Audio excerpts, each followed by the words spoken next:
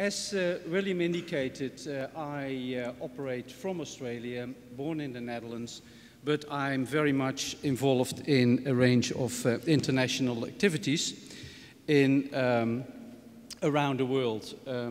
5 years ago, I was able to work with what's now the Minister of Communications in Australia, Stephen Conroy, to actually get the national broadband network going in Australia.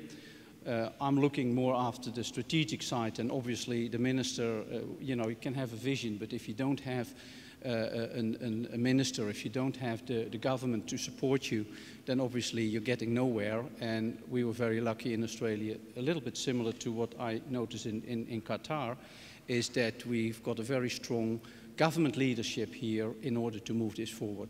And actually, that's the only differentiation between NBNs. It's government leadership. Yeah? Every single country, every single operator would like to maintain his vertically integrated monopoly for as long as possible, and that is not possible if you want to go into a national broadband network where you want low cost affordability for the users to make things happen, to establish things like e-health, education, and things like that. I've been involved with, I don't know why the slides are going like this, but I've been involved with the US government. I'm still involved with the US government and the White House team on national broadband network, and there you see the difference between government leadership and non-government leadership. The American situation, of course, the political situation is quite dysfunctional, and therefore, government leadership is nearly impossible. President Obama loves broadband, President Obama loves the national broadband network, but he's unable to actually get sufficient government support to make that happen. And that is a key differentiator between countries where NBNs are going to be developed in an early stage and countries that are going to be lagging behind. I was also able to get the attention of the Secretary General, Hamadoun Touré, and he's also very passionate about this, as you well know. And he said, Paul, this is a brilliant idea, how can we progress that? And that led to the ITU UNESCO Broadband Commission for Digital Development, of which I am an advisor to Hamadoun. The commission has 55 commissioners who are all from around the world, and I just asked Dr. Hesse to make sure that we actually also get input from Qatar, because we do need good news stories. We do need to have examples for the rest of the world that you can move forward.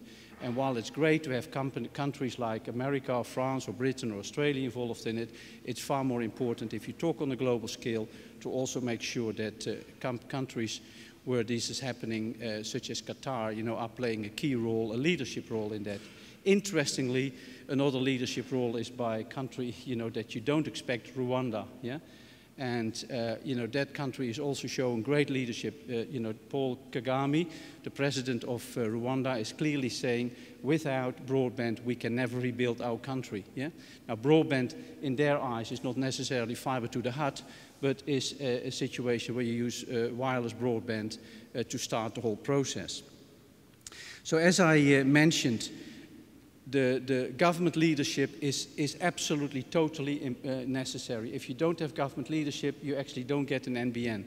The difference is very clearly, we have been working on these developments for the last 100 years, for the last 10 years, and every single country, every single city will have a pilot on e-health, on education, on whatever. I call it death by pilots. Yeah?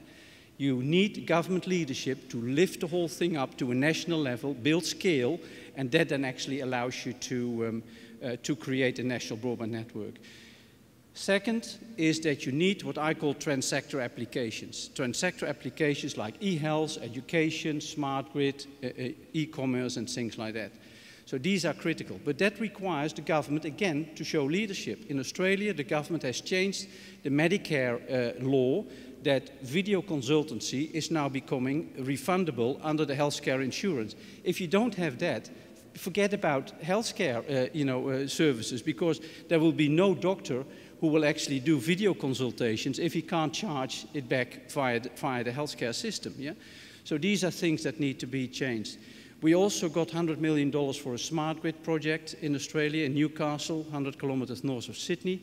And that will actually have the national broadband network linked to the smart grids, The utilities and the broadband people together have figured out that they can save $2 billion by simply working together in areas like this. So that's critical that government policies are created that stimulate that from happening. And we were just discussing that earlier, you know, that all these organizations are silos. The utilities, the electricity utilities, the telcos, the healthcare, they don't want to necessarily work together. They all want to be in their own thing. I do my own network, I do my own applications. Yeah?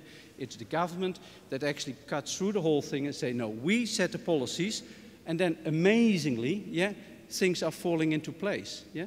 Now, 5 years after I started this in Australia, I now get people from the healthcare department, the education department, utility company CEOs standing up and talking about how they are going to use the national broadband network for their applications. So it starts working. It takes time. It's not happening automatically and quickly, but it takes time to actually start making that happening. And then the big breakthrough, and then following on your presentation from yesterday, is innovation.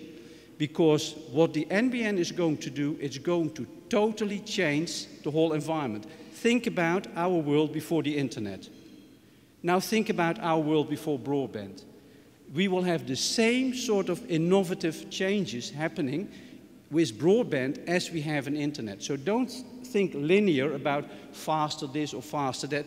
Think about totally new applications. Think about that if all the sensors are in networks or in streets or in bridges and in fridges. You know, if you start looking at that, then you really start seeing that there will be new applications, there will be new industries, there will be new entrepreneurs that are going to be involved in that and actually start producing a new economy, yeah, a new digital economy that's going to be essential for the next, 25, 50 years. So, but then we have what I call band-sucking applications. We really start looking at the possibilities, what a broadband network offers. And then you start actually adding on top of that the new applications and the new way of doing business in moving forward. Same applied for the social side of business. So we cannot solve our environmental problems. We cannot solve our old aging problems if we don't start looking in a more innovative way. You know, we cannot just simply do whatever we did in healthcare for the last 50 years and bring that forward. You know, in most of the countries you see a rapidly aging population. We need to address that, and you cannot just simply build more retirement villages. We see that healthcare is increasingly becoming more expensive because there are so many new developments in healthcare. We want to live longer, etc. Yeah? Now, you cannot just in a linear way just pay for more hospitals and things like that. You have to start decentralizing all of that into areas whereby you can operate from people's homes, yeah? Rather than that you operate from central organizations. In our experience now is that it's critical in that to actually have the first line of operators involved. The nurses, the doctors, the teachers. It's very, very important that they are getting involved in how to actually develop services and how to talk to their customers or patients or students in order to move this forward. So it's not over the head of these organizations into the home. It is through these first-line operators into the next stage where you actually start educating people at home. Imagine an 80 or 90-year-old man or woman in a house who needs e-health services. That person needs somebody to hold the hand, and that the best person to be in that particular area is a doctor, is a nurse, is a community service operator, is a teacher, rather than you try and reach out over the heads of these people at that level. At the same time, there is always the resistance. Yeah? If I now look back, as I mentioned, 5 years later, you now really start seeing people are standing up and say, I know what it's all about. I think it's a good thing for our country. It's a good thing for my company or my organization, and things like that. So we do need that level of first line level of people involved in actually getting to the next step.